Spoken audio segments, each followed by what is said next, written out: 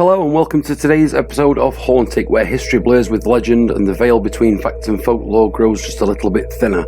I'm your host Nick Tyler, and today we're diving deep into the shadows of the paranormal and discussing theories, specifically one of the most fascinating and commonly discussed theories of them all, the stone tape theory.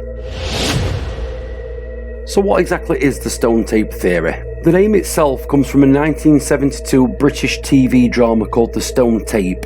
The story followed a team of scientists investigating an old haunted house where they theorised that the stones in the walls could somehow record past traumatic events just like a tape recorder. But the idea didn't begin there. Long before the TV drama, people speculated that certain materials, especially stone, water, or even the very earth itself, could somehow absorb emotional energy. According to this specific theory, when something intense happens, say a violent death, a great tragedy, or even just a highly emotionally charged moment, that energy becomes imprinted on the surroundings. Later, under the right conditions, it can be replayed, appearing to witnesses as ghostly visions, sounds, or feelings. Unlike the idea of spirits being conscious entities, the stone tape theory suggests that hauntings are more like residual echoes, mindless recordings of the past etched into the environment, essentially stained on time, unaware of their surroundings, playing in a loop. Now, the idea that places can essentially hold memories has been around for quite some time. In the 1940s, T.C. Lethbridge called them psychic recordings. Same premise, different wording. There's even records of Victorians holding journals referencing the same kind of thing. When we look around the world, there are many haunted battlefields where the clash of armies is said to be heard again and again, or castles where the screams of prisoners linger long after the walls have crumbled. Paranormal investigators often link the stone tape theory to so-called residual hauntings, ghostly replays where the apparition doesn't interact with the living, but instead seems to act out a repetitive scene, like a film stuck on a loop. We can look at Gettysburg in the United States, for example. It's one of the most famous places where people report this. Soldiers marching, gunfire in the distance, cries in the night, playing over and over and over. And then we have the Grey Lady of the stately home stood on the staircase or looking out the window. She's essentially replaying something that she did over and over in life. Skeptics, of course, dismiss the theory, pointing out that there's no scientific evidence to prove that stone or buildings can actually store sound or images in this way. Yet the idea endures, perhaps because it provides a compelling middle ground between belief and disbelief.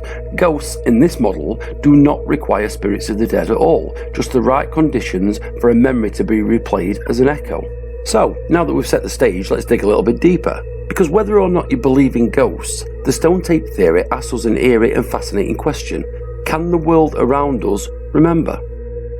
To really help us understand what the stone tape theory is, it helps us to think about how tape recorders and old-fashioned VHS tapes actually worked.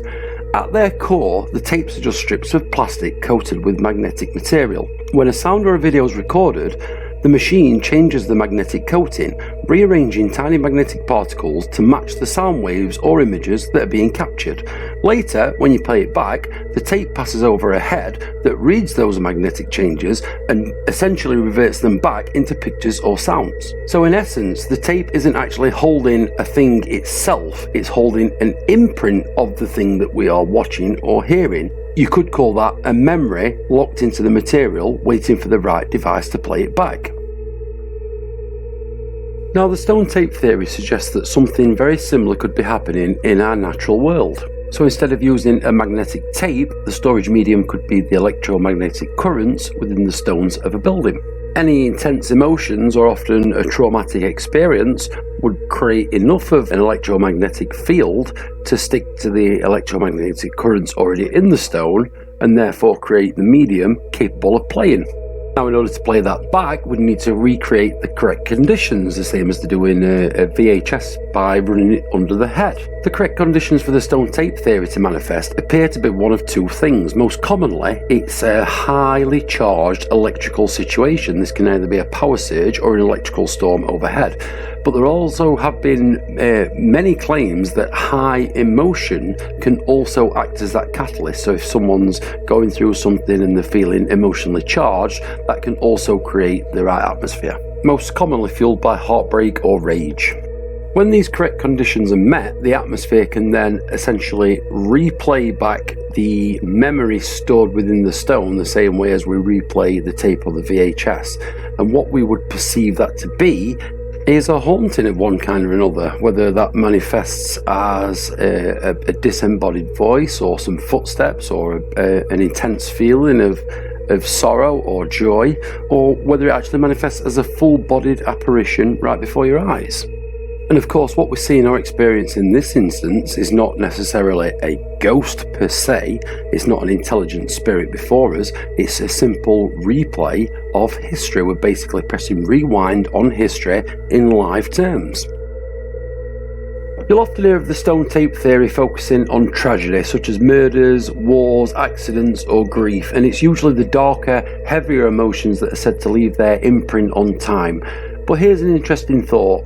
If the environment can store emotional energy, why would it only be fear or pain? Imagine if the laughter of a child or the joy of a wedding or even the warmth from a family dinner could somehow get imprinted too. Could places be haunted not by fear, but by echoes of happiness? Some paranormal researchers will argue that trauma is just stronger. It shocks the environment like a lightning strike, almost leaving a scar on the very fabric of time, whereas happiness, on the other hand, is gentler and maybe too fleeting to burn itself into the stone. But then again, there are the reports we often hear of hearing music in empty ballrooms or the sound of children playing in long abandoned places. So could they be happy echoes? And the question is, if the stone tape theory is real, is it only tragedy that gets remembered, or can joy also echo through just as strongly? If it is indeed tragedy that sets off the stone tape theory in a more electrifying way, then death echoes would almost certainly be the most common thing that we'd see. These are the shadow repeats of someone dying in often fast and unexpected ways. Think of a murder that happens in a split second, or getting hit by a car or a train. Anything that just happens out of the blue and really just rips the fabric of time for that individual, or if you are so inclined to believe, the soul. But then of course, one of the most common cases of stone tape theory is what you find in old stately homes, when you might find the grey or white lady looking out the window or standing on a staircase. This is something she would have done almost daily in life, often filled with sorrow, looking for somebody, waiting for someone to come home, be it a lover, a husband, a child, whatever the reason. It's kind of believed that this would create patterns on the fabric of time in the same way that you will create neural grooves in your brain by repeating a process over and over and over. Now, of course, by fabric of time, what we mean in essence is creating a ghost. However, to be scientific about it, we're talking about leaving an imprint on the electromagnetic fields within the stone of the building in which she stood. Then get the right conditions again, be it an electrical storm or some other surge of electricity is often the catalyst, then that could replay over and over, appearing as what you would perceive to be a full-bodied apparition. Now, of course, the stone tape theory is not talking about seeing a physical, conscious ghost. So the question is, what actually is a ghost? Is it the repeated image of someone who's died? Is it simply a memory? Or is it a conscious being that's wandering around, aware of us, maybe even trying to communicate with us? Or is there more than one definition of what a spirit or ghost actually is? The stone tape theory would explain a lot of the phenomena that is experienced, particularly in older buildings. But then again, it is kind of a dull way of looking at the afterlife. You know, these are not spirits. There's no personality, there's no mind, there's no chance of communication. They're just recordings, just mindless, just echoes of the past, playing over and over. They will never change, they will never alter, they will never stop. They'll just be stuck in the same loop forever. And the funny thing is that most of us, in one way or another, have actually experienced the stone tape theory, whether or not you even realise you have. If you've ever walked into a place and just felt like it was holding something, or you've ever walked into an old house and you've just felt an overwhelming sense of sadness for no reason, or perhaps you've heard footsteps in an empty hallway, or you've ever felt like you're being watched or there's just something there in the corner of your eye. These are all examples of what the stone tape theory could be. And these are all examples of you picking up on the residual energy of a particular location. Now, you'll hear a lot of psychics say they pick up on residual energy as if it's something super special and something that only psychics can do, when in actual fact, it's something everybody can do, because everywhere has an electromagnetic field and everywhere stores things to a certain degree. So in today's episode, we've just peeled back a few of the layers of the stone tape theory, and it's the chilling idea that the world around us might be more than just stone, that walls can remember, that earth can echo, and that we might just be walking through recordings of the past. We've explored where the theory came from and how it compares to the old tape recorders and VHS tapes, and how trauma or joy might etch itself into a place. We've asked what's more unsettling, a conscious ghost with intent or an endless replay of history's darkest or possibly most joyful moments. And maybe the biggest question of all is, if the stone tape theory is true and if the world truly does remember, what stories are your walls holding on to? This has been your Hauntic podcast. I'm Nick Tyler, and until next time, sleep tight.